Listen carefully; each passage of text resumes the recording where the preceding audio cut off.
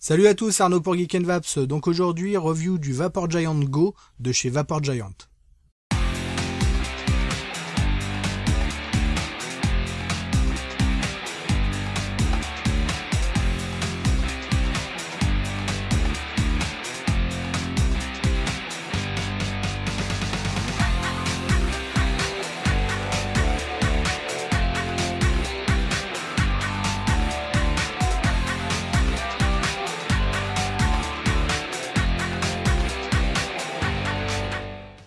Alors le Vapor Giant Go est un cléromiseur un peu comme on retrouve toujours en ce moment, c'est-à-dire un cléromiseur orienté subbaume, etc., un peu comme le Subtank, etc., comme on en voit énormément en ce moment, mais celui-ci est réalisé par Vapor Giant, qui nous a habitués plutôt à des produits reconstructibles, un peu high-end, même s'ils ont fait beaucoup d'efforts sur les prix.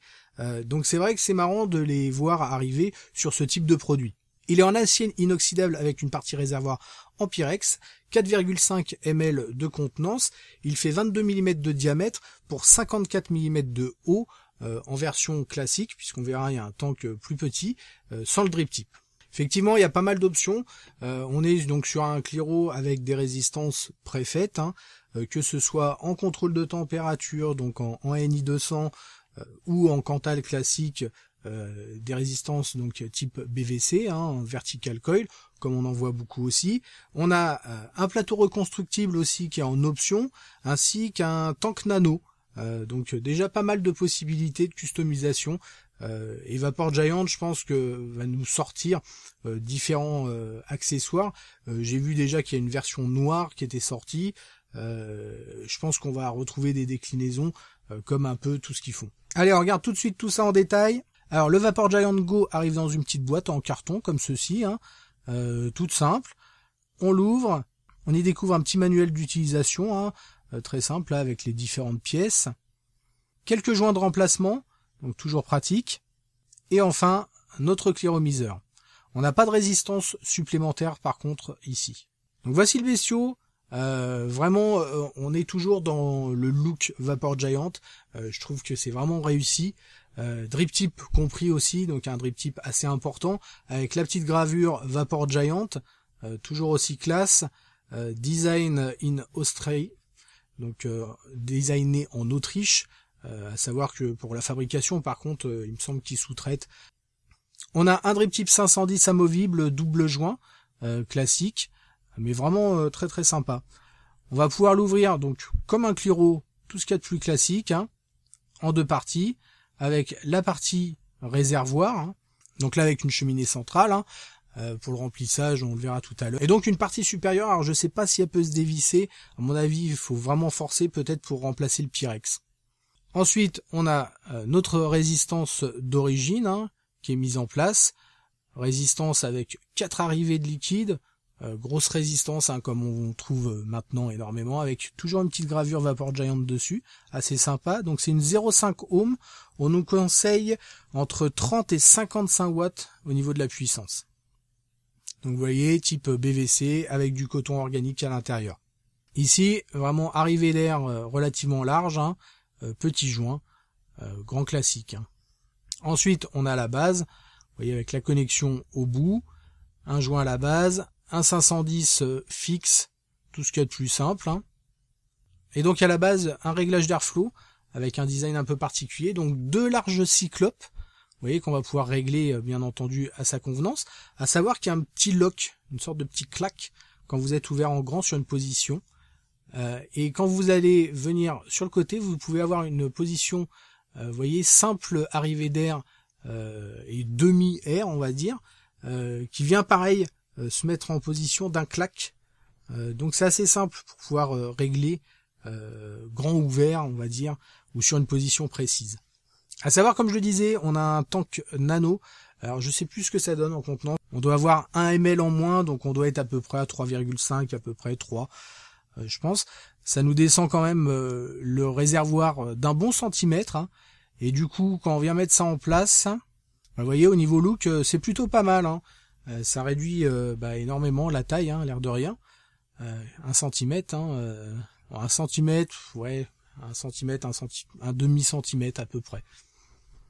Vous voyez par exemple avec le tank nano, si je le mets à côté d'un subtank, on est vraiment un poil plus petit. Hein. Là je remets en place le tank d'origine, et effectivement par contre à côté du subtank, là on voit nettement la différence. Très certainement à cause de cette base qui est relativement haute. Hein. Allez, on va mettre en route notre Cliro. On vient remplir le réservoir donc de manière classique, hein, comme n'importe quel Cliro, sans dépasser la cheminée intérieure. Et ensuite, on va humidifier notre résistance pour venir la lancer, hein, en quelque sorte. Une fois que tout est fait, on vient revisser tout ça. Et on va le mettre en place là sur un Pipeline Pro 2. Et ça fait vraiment chouette. Hein. Vous pouvez bien sûr le mettre sur une box, là sur une Exome. Ça donne un look un peu différent. Allez, on est parti, on va tester ça. Donc là, vous l'avez vu, hein, un look plutôt cool, hein, avec donc là un autre drip tip de chez Vapor Giant, avec le petit bout en plastique là en Delrin. J'aime bien, je trouve que ça fait un truc vraiment sympa. Donc là, je suis à 32 watts, hein, avec du Nemesis, hein, une sorte de Red Aster de chez Virus Vap. Ça marche plutôt bien. Et puis on est parti. Hein.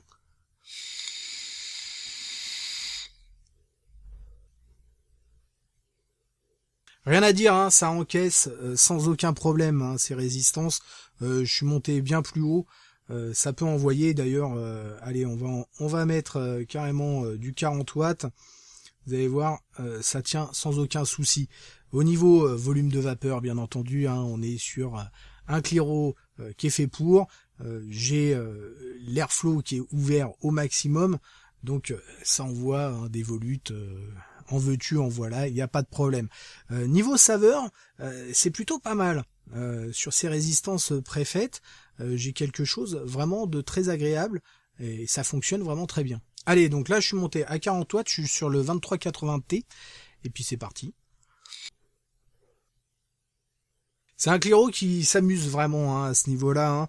On peut monter dans les watts et ça tient. Je suis monté hein, jusqu'à 50 watts sur une box et aucun problème.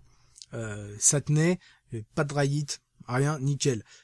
50 watts, on arrive vraiment à la limite. Moi, je suis aux alentours d'une trentaine de watts. Ça me va bien.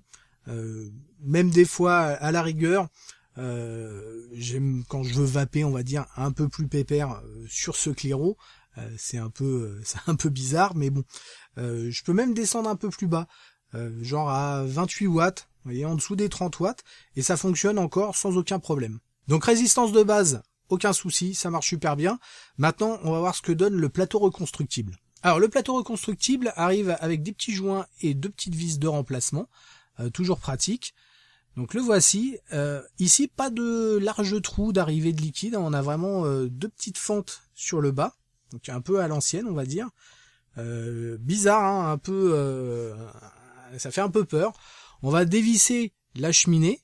Vous voyez, qui peut se dévisser en deux parties. Hein. La partie top cap avec un léger dôme. Donc relativement classique.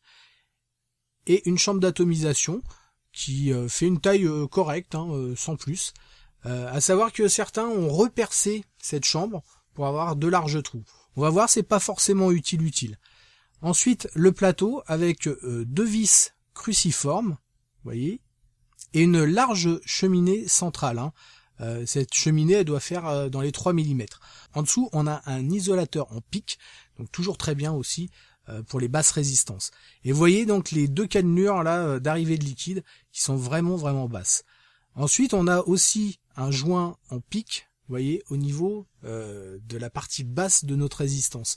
Donc c'est vraiment fait pour pouvoir encaisser des basses résistances sans aucun problème. Donc je vais venir mettre en place la résistance pour pouvoir monter mon coil. Alors là, je vais utiliser du Cantal 0,40 mm sur un axe de 2,5 sur lequel je vais faire 5 tours et demi. Et donc vous allez voir, j'ai un petit problème, hein, c'est sur l'utilisation du 0,40 avec les vis. Les vis n'arrivent pas à maintenir mon coil en 0,40. Donc je vais être obligé d'utiliser notre ruse, puisqu'on peut quand même arriver à monter du 0,40. Je vais venir le placer, mon coil, par les petits trous en dessous, hein, comme vous le voyez. C'est un autre moyen hein, de monter un coil que j'aime pas particulièrement, honnêtement. c'est assez galère. Comme vous le voyez, à mettre en place, c'est un peu la prise de tête. Là, je suis obligé d'utiliser une pince pour bien venir, parce qu'il aurait fallu que je fasse des pattes propres d'entrée de jeu. Là, j'y vais à la pince, etc. Vraiment galère. Donc, je vous conseille franchement d'utiliser un fil plus fin, du 0,32 par exemple, ou, et on le verra après, du contrôle de température avec par exemple du NIF 30, et ça fonctionne par contre super bien. Donc j'ai réussi à faire ma résistance, néanmoins, donc le 0,40 a réussi à passer. Donc là je suis à 0,74 ohms, donc nickel, et je fais chauffer légèrement pour venir enlever les résidus. Ensuite je mets en place mon coton, classique. Je vais remettre la cheminée, laisser dépasser très légèrement, un petit peu du coton, et puis venir tasser tout simplement sur les côtés, de manière très classique pour ce type de montage. Il faut qu'on soit bien en contact avec le bas pour l'arrivée de liquide. Ensuite, je viens mettre un peu de liquide pour humidifier ma résistance.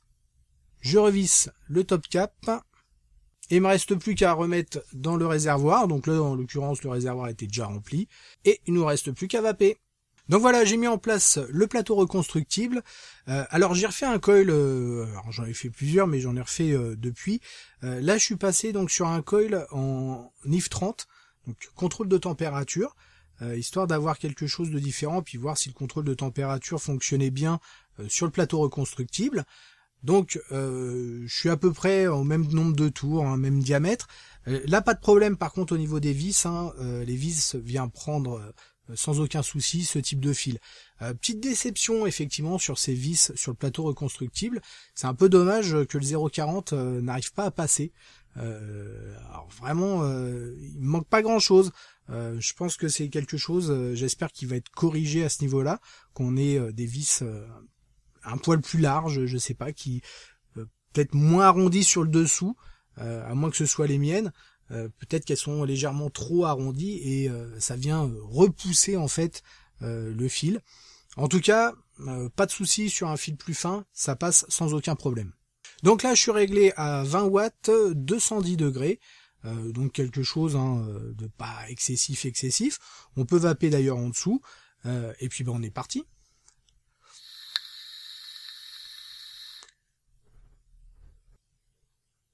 Aucun problème, ça fonctionne très bien.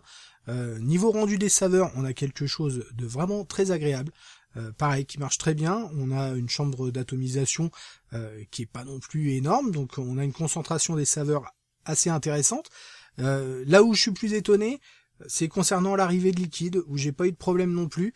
Alors c'est vrai que je pense qu'on pourrait envoyer plus avec une arrivée de liquide un peu plus importante. 2 trous par exemple sur les côtés, ça aurait été pas mal. Malgré donc les 2 petites fentes, sachant que j'ai un liquide qui est relativement gras, je suis en 85-15, en 85 glycérine végétale, donc c'est plutôt gras. Ça passe sans aucun problème, j'ai pas eu de dry heat, en résistance normale, puisque là je suis en contrôle de température, mais en contrôle de température, j'ai le liquide qui arrive sans aucun problème.